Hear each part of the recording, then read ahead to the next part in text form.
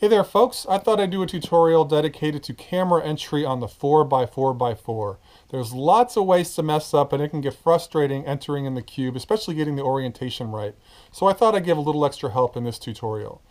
So I just kind of want to go through it slowly, so hopefully you can kind of learn from what I'm doing, and when you're entering in the cube you can eventually become very fast and get to the solving, which is, why you're doing this in the first place.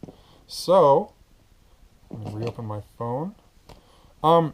Before I start entering, let me just talk about how we're going to enter in each side in the orientation. Now, I've provided here a nice diagram, which maybe makes sense to you, but maybe is also a little bit confusing. It's a little tricky trying to give you direction in kind of a flat surface like this with a camera view. I did the best I could, but you're watching this, so I'm going to give you some extra hints.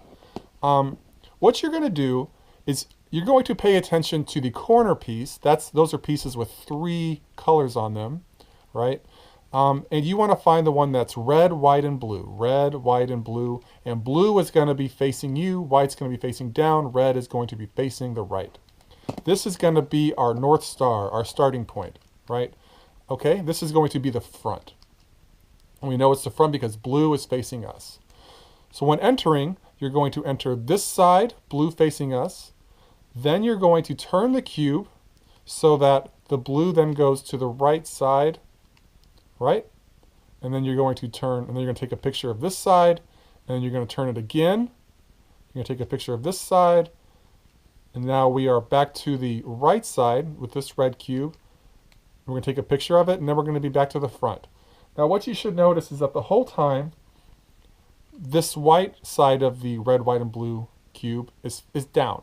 Okay, it should always be down. So you're taking a picture of the front, left, back, right. Again, this reference cube is back into view, and then we're back to front. Now you're not going to take a picture of the front again. You want to be careful about that. That'll cause problems. But then from this orientation, from the front, you can then go up. This is our up side, our up face, and then we have our down face, and that's how we're going to enter. Okay, so when we're entering, you have this big blocky cube here telling you what's what, right? So we have the 1 corresponds to the 1 here, the 2 corresponds to the 2. And that's to kind of help you understand what part of the cube you're entering. But because you watch this, you don't need this, and you can just kind of make it go away by tapping. And we're going to now use the camera to enter. Now, one thing about the camera is that it learns the cube as you go along. But the learning is only as good as the teaching. So when you enter in a cube, make sure to make all the corrections so that you're teaching the camera what color is what. So for instance, if it calls an orange or red, go ahead and correct it so that it knows that that color is a red, not an orange. Or an orange, not a red, excuse me. So let's go ahead and start. And you're going to get the best results if you avoid kind of glare on the cube. Here I'm seeing glare. There you can see it. You want to avoid that. And also you want to align the cube the best you can. So that means try to get those grid marks in there to kind of match these grooves the best you can. It doesn't have to be perfect, but the better they're aligned, the better the results you're going to have. Now you might have better results trying to kind of keep your hand steady if you maybe keep your elbow against something and you have the cube against something firm like the ground. It's going to be a little harder if both your arms are up in the air, not braced against anything. So this is just something I've learned after years of trying to create this app. So it's maybe easier sitting down with maybe your elbow on the table and then have your cube against the table as well. And so we're going to go ahead and line it up. And that looks pretty good. So I'm going to make sure that I got everything right. It looks good. Now you want to make sure you get everything right the first time so that way you're not training the camera wrong. All right, so we're going to go left, right. Remember what I said? So we start with the front and then we just turn left. The white cube here is always going to be, the white side is always going to be on the bottom when we do these first 4 sides. So front and then left. And then we're going to go left here.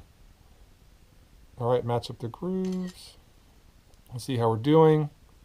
Pretty good.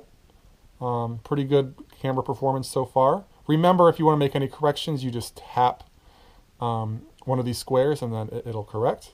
Now we're going to turn it again so we get the back side. Let's go ahead and match up with these grooves. Now I want to be careful about this glare on the red. If I'm not, it'll probably look like a white, so I'm going to kind of tilt it this way.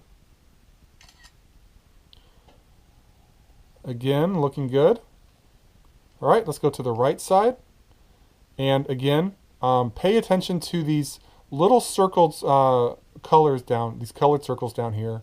That means that it's part of that reference cube and they're not going to move. And whatever color you put under there should match that color. So right, this is supposed to reflect the red side or the right side of that red, white, and blue corner cube. And so make sure it lines up. That's good. Good, so far so good. And then we're back to front. Now we're not going to take a picture of the front again. We're going to go ahead and do the down face. And again, we see this white circle here. That means that the white side of this red, white, and blue cube better be underneath it.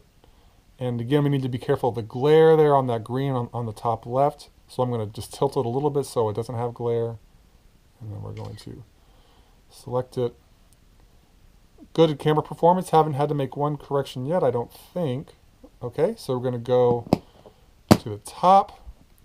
So how to get to the top? We were in the down, and then we're going to look at the front again. We know it's the front because, again, we have the red, white, and blue corner piece. The blue's facing us. This is the front. And then we're going to go to the up face. And here we go. And now it's going to think and then give us a solution. And thankfully, I've been able to get the solution to be much lower than originally thought. Now it only take 49 steps as opposed to, say, 150 steps. It won't always take 49 steps. I think the average is about 48, which is astonishingly good for the complexity of the puzzle. Okay, so let's go ahead and do this in faster motion. So we're going to start with the front, and we can see how fast it can be. And again, try to compare this to doing everything manually, right? So you do have the option to kind of do this square by square if you want. You can also even go to 3D view if that's easier for you, where you can choose the side you want and even the exact cube that you want if you find that easier. But I think training the camera and remembering how to turn it is going to be your best option. So again, I'm going to get rid of this because I already know what I'm doing. And let's see how fast we can do this.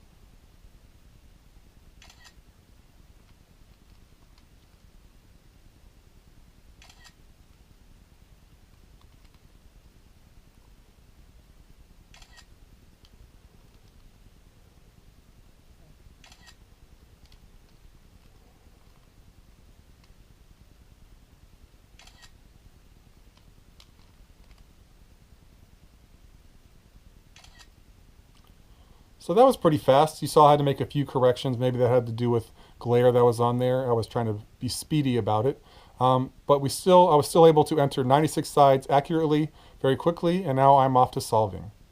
So thanks so much for watching, and I hope this helped you in your quest to enter in your 4x4x4.